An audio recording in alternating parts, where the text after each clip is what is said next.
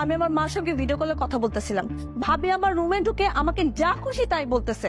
কেন বলতেছে? আমি চিকেনের লেগ পিস কেন খাইছি। এই কথা শুনে তো আমার মা খুব রেগে গেছে। সে বাসায় বাজার সদাই নিয়ে আসছে, এসে ভাবিকে কয়েকটা কথা শোনাইছে। এই তো কয়েকটা কথা শোনা দিতেছে। কেন শুনো নাই? তোমার মা যেমন করে বলে গেছে আমরা ছোট লোক, আমরা বকতে, আমরা ফুকেট নিয়ে। হ্যাঁ, আর তুমি রানের পিস খাও কি? রানের পিস খালে খাইবো আমার স্বামী, ইনকাম করে আমার স্বামী, আমার সংসার, আমার পাতিল থেকে রানের পিস নিতে হলে আমার পারমিশন নিতে হবো। আরে এই সংসার থেকে একটা ইট নড়লেও আমার পারমিশন দ্বারা নড়তে পারে না। ভাবি তুমি এভাবে চিৎকার করে কথা বলো না, ও আমার ওয়াইফ। ও, তোমার ওয়াইফের সামনে আমার গলা নামিয়ে কথা বলতে হবে?